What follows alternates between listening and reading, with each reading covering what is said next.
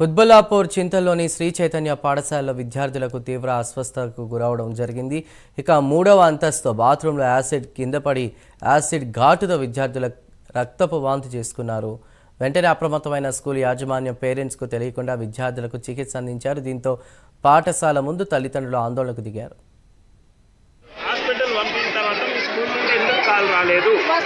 ఎక్కడ వచ్చింది? ఇప్పుడు వీళ్ళు హాస్పిటల్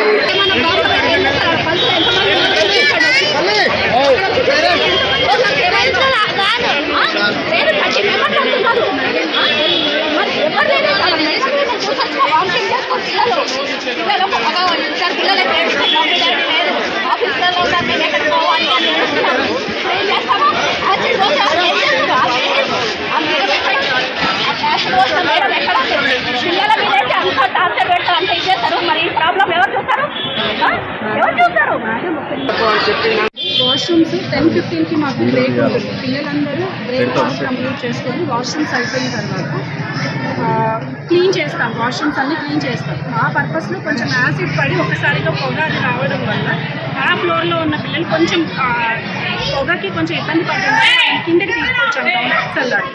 వాళ్ళని ప్రికాషన్స్ ఇచ్చేసి కొంచెం టైం తీసుకొని క్లోజ్ చేసి మేనేజ్మెంట్తో మాట్లాడుకొని స్కూల్ని వైండప్ పెట్టేస్తాం. ఎన్ని గంటలు జరిగింది మేడం? బ్రేక్ మాకు 10-15కి ఉంటుంది సార్.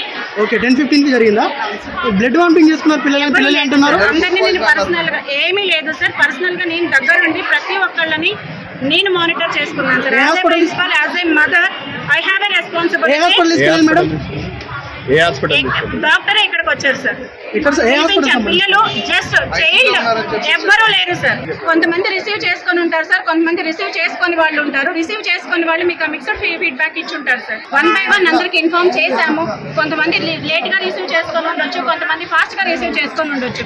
బట్ పిల్లలందరినీ పేరెంట్స్ కి హ్యాపీగా సేఫ్ గా వాళ్ళకి హ్యాండ్ ఓవర్ చేస్తాం. మీ స్కూల్ స్టూడెంట్స్ బ్లడ్ వామిటింగ్ చేసుకున్నారని చెప్తున్నారు మేడం. లేదు సార్, అదంతా అబద్ధం అంటారా?